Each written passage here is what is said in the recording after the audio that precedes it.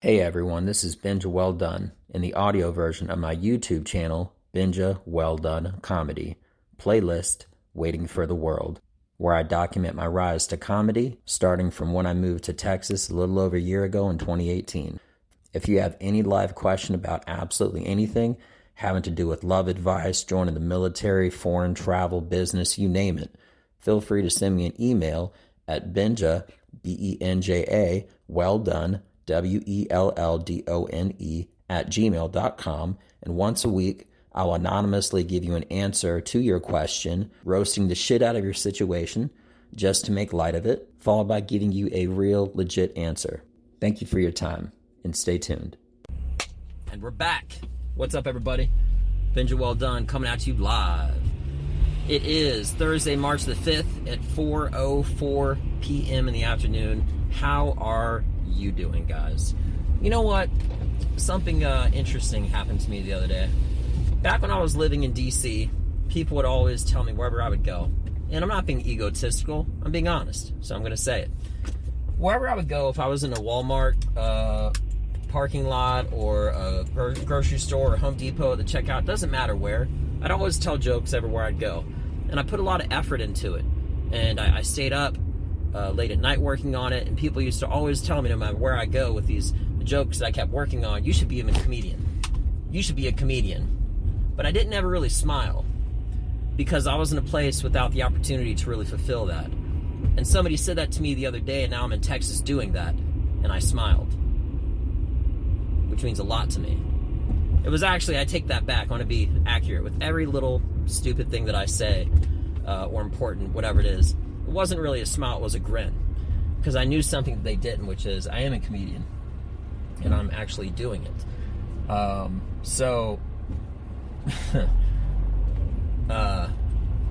It was just like, you know how sometimes you can have like a small action and get like a big reaction? You take like a small little seed and put it into the ground, and it blooms into this, like a giant tree with apples, and you can literally eat off of that small that big tree, which was from that small idea or small seed or whatever the case is. Moving to Texas was the seed, and now I'm fully blooming. I'm always growing, always getting better, always expanding myself. But it all really begins with your writing, and that's my opinion. You know, I explained to somebody the other day, I had a little cocktail napkin, and I made a little pyramid. And you know on a pyramid how you have layers before you get to the top layer. And I'm not telling anything you don't know, but I'm going to say it anyway. So, when you're working on comedy, unlike music, you know, you could have a gold album, not ever sing in front of an audience, and have it be perfect before you even test it out once. It's not like that with comedy. It's like an ebb and flow. It's like, because it's live as you're getting better at it. So it starts with the writing, and that's the base. That's the base of the pyramid. And then once you start to try that material and you refine it, that's that next part of the pyramid where it's like stacked up just one more, right? And then from that, you take that information and you make the edits, all right? And then you try out the new edits, and let's just say it didn't work. Well, then I'm not necessarily saying that you go down, but you kind of just keep working it until it gets better, okay? And then you work on those edits more, and each between editing and writing and then practicing that material, you refine it all the way until you bring it to that tip. And once you have it to that tip, the top of the pyramid, it's fully refined. It's like a sword. You can literally take it out anywhere, anytime, and know it'll be fully successful. 100%. There's no questions. There's like, it might not work. No, because you've already vetted it. The interesting thing is that you're only hearing the last version of it. If, one of the things that I really would want to do, and it's inspiring just to know that if I were to go to the world famous comedy store in Los Angeles, California, I could go and I could see a comic bomb. But to me, that's actually inspiring. And here's the detail of what I'm saying. It's not inspiring to watch somebody not do good under any circumstance, because that's not, I understand, as a comic, they're not bombing. A non-comic might perceive that as them doing bad. But in all reality, you're seeing a product before it's fully vetted.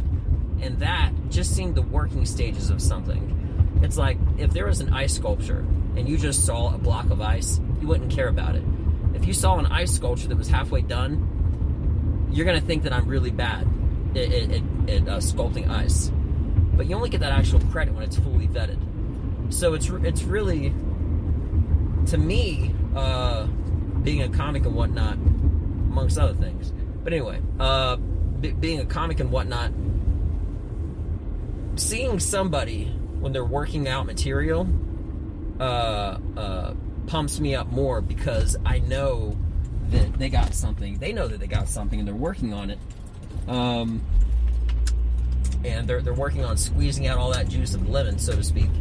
But that can be applied with anything. But realistically, the best comparison that I could honestly make is like the layers of a pyramid getting taller, getting better, closer to the end, and each time it's a little bit sharper, and you're a little bit closer to that tip, you know? So, but yeah, when this lady told me about it, I was just doing something, and she said like 4 times, because I was trying a new material. And then at the very end, I sort of grinned, and I said, ma'am, I actually am a comedian. I'm trying material on it right now. And she said, really? When I do it at like a Walmart or a gas station, I literally went to 4 different gas stations just to try material. And that's not something that I typically do, but I had this idea, and I wanted to try it on the spot, and I didn't really have anything to do. And I had to get gas anyway. So I went to get gas. It actually wasn't 4 different gas stations. I tried it on this one guy, and he overheard in another pump. So I actually walked over to the next pump, and I told him the exact thing. But that's pretty much all that I could do back in DC.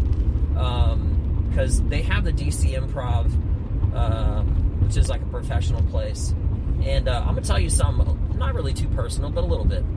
I went there one day when I still lived in DC. And I said, hey, you know, I'd really like to do comedy there. What would I have to do? And the guy basically said, you'd have to be a comic that's on a professional level to come here.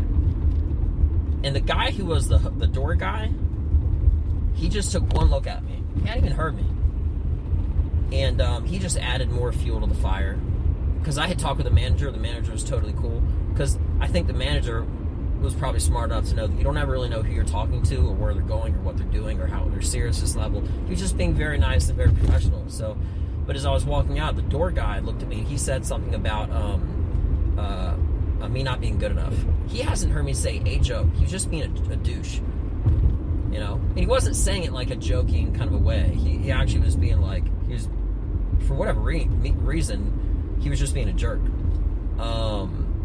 And I'm not necessarily saying that I wish he still works there or something like that, but whatever the case is, I am going to be at the DC Improv one day. And when I go there, that's either the first thing or last thing that I'm going to say. And I'm going to have everybody point to where that guy was standing, and I'm going to say, guess what? I'm right. So motivated. So right now, I got this show on next, it's like in a week. And I'm just going down to the bus station to try out my 10-minute set of material. And it's interesting because I'm actually going to be, I haven't done this before, but it's a really good idea, and I might do this more often. But it's supposed to be a Christian comedy show, and I was fortunate enough to get on it. I'm doing a 10-minute set. In my first minute, I'm literally saying a prayer, but it's the funniest prayer you could ever imagine. Like, you ever had that situation where maybe like you're with a group of friends or a church or whatever the case, and you know those moments you're like supposed to be serious and everything, but you're still like cutting up, saying a prayer. I'm not being all I am mighty or anything, okay? Just what I'm saying is, when you're praying, it's supposed to be like talking with God. All right, I'm not pushing anything on anybody, but I'm not telling anything you don't know.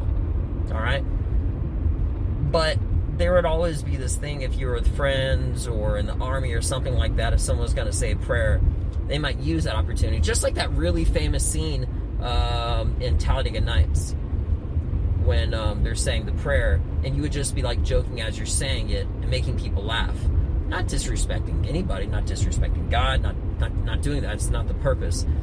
But the whole purpose is to sort of cover up the fact that I'm already actually saying a joke in a moment that they could be taking something more seriously. They're laughing at the fact. So it's like a really indirect way to get in jokes and be on topic. But what I'll have to do is I'll have to just put the audio of that one minute set up, of that the 1 minute of the 10 minute of the prayer and whatnot. That's gonna be so good. Yeah. So anyway, I'm not saying that's all I got, but for right now, I'm just going to focus on driving. I'll be there in just a couple minutes, and I'm really trying to keep this around like 10 minutes to try to keep people active, to just listen to me, because I know that you guys got a lot of stuff going on, and I respect you, and you know, I respect your minutes, and I don't want to waste them with just nonsense and random talking. So, all right, well, check me out on Benja Welldone, Instagram, Facebook, Twitter, you name it, and y'all have a good one. Take care. I'm out. Peace.